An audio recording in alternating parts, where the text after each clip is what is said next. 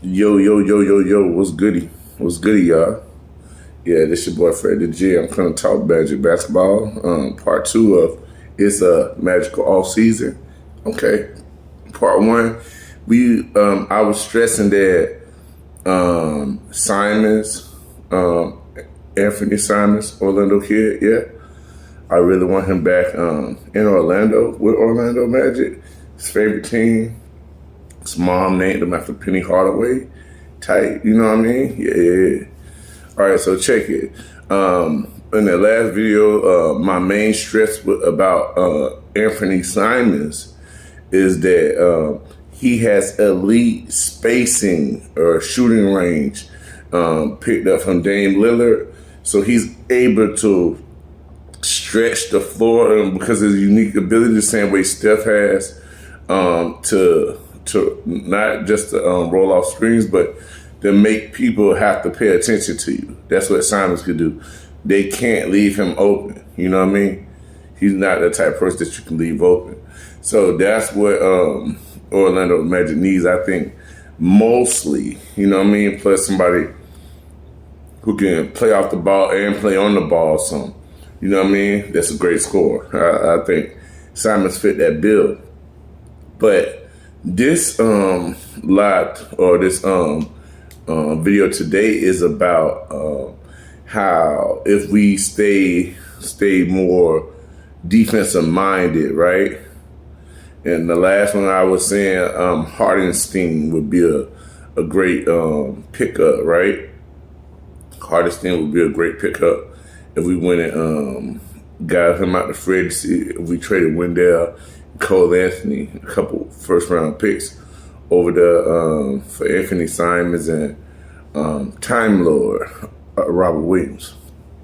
Okay, so check it. In this offseason draft, I'm going opposite. I'm going, say, if we get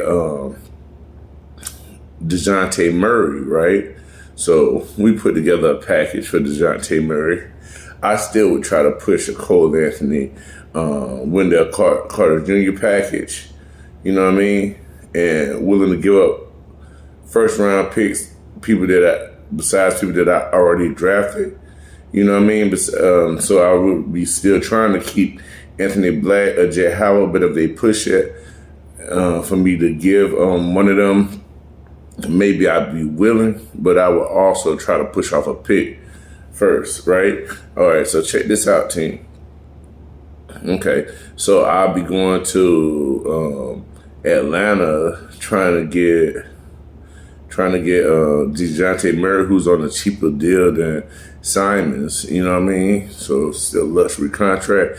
He bring over the playmaking ability. Excuse me. The ability to fit in great with our defense between him and Suggs.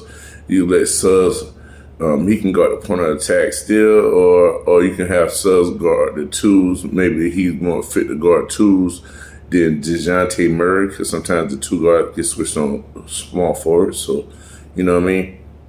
All right. So also in that deal, either say the Hawks haven't been as high on a Congo, a lot of people are saying.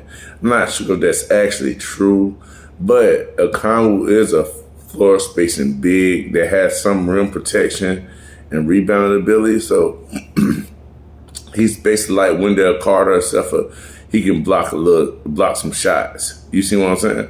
So and his inside game is better. You know what I mean?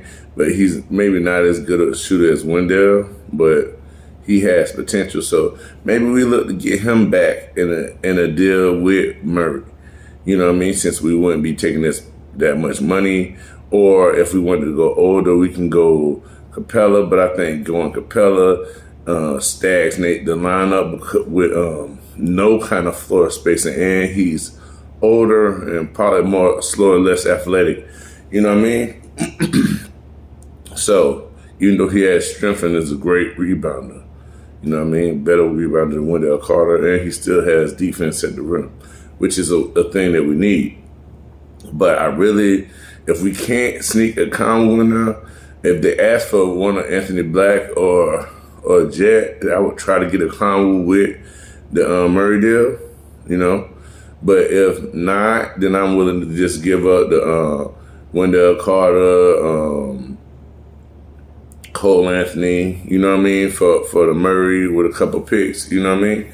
And we got Murray, right? All right. In free agency, after getting Murray, in free agency, our main goal, I would think, on this scenario, because it's to keep our defensive versatility alive, because getting Murray doesn't hurt our defense. All right. And then in the free agency, I would go after Nicholas Claxton. So Claxton would be my main target, getting Murray if I want to stay a super defensive team. Claxton is a hyper athlete, great motor, you know what I mean, and can block a ton of shots. He can get up and move up and down the floor. He give us the defensive anger type that we want.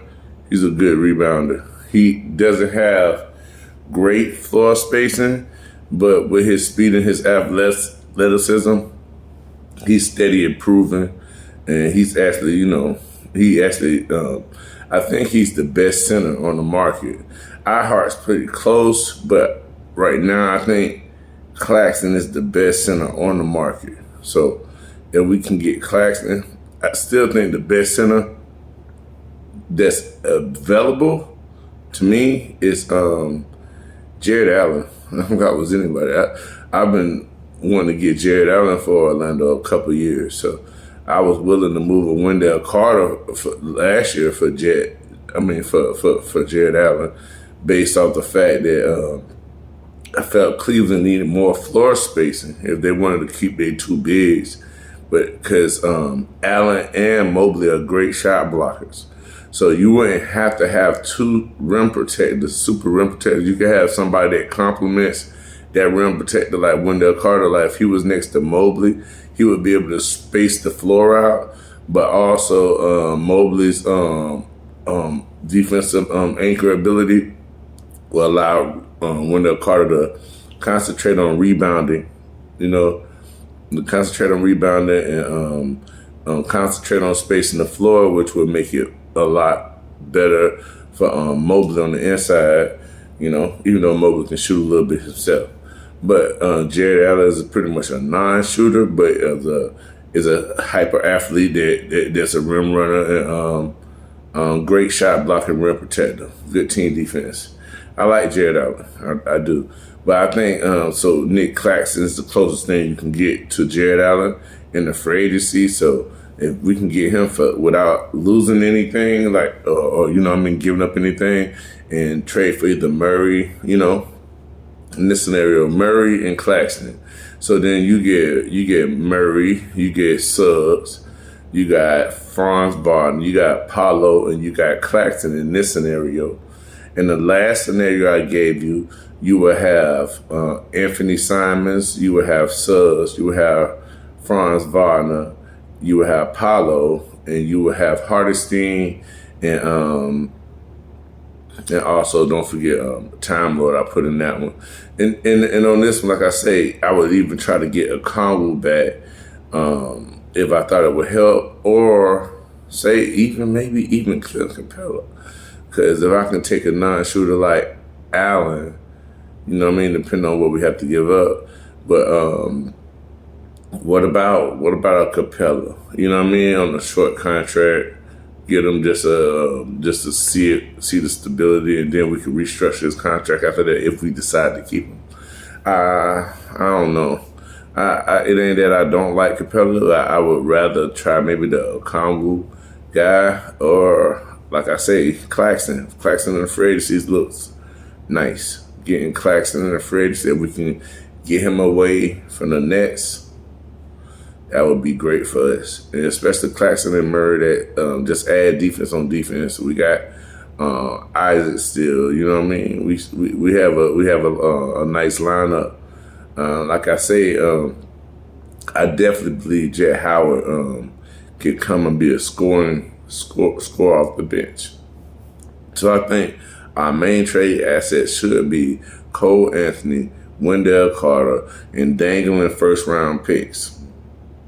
The first round picks that I wouldn't dangle as much is next year's first round pick. I would dangle this year's first round pick, even though there's players. But next year, I think even if you don't have a top 10, a top 15 pick or a lottery pick, it's going to be great players in the draft. At least, like you can find role players here, elite role players here. You will find those in the middle of next draft. So those next year's picks will be very, very important. And if we was going after Murray or like I say, Simons in those deals, if people want those picks for the following year, I'm treating them like they, treating them very good. Treating them heavily, not even protected, but got great value. So we just don't let them swindle us out of all our picks, Orlando, and we want to still have flexibility.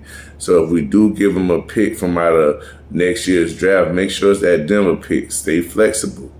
Stay flexible. That's what we got to do. We got to be willing to trade off those main picks. I'm willing to trade off is the Denver pick or this year's pick, and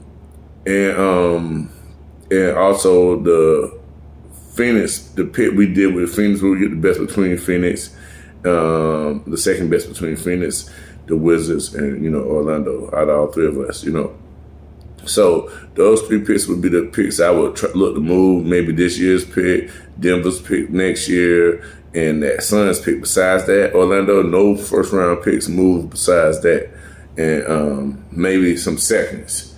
Don't spend no more firsts though. Besides that keep us very flexible, even if it's average, you know what I mean? But we'll be a loaded squad where we can go and do what we want to do on our team, develop this team, and still have that draft pick or two, going forward to add in what's needed. After we start paying people, we still want to have our own draft picks and stuff. All right, it's your boy Freddie G. I ain't going to be here too long. Y'all know what it is. Like, share, subscribe. MSN. Yo, I'll check y'all later.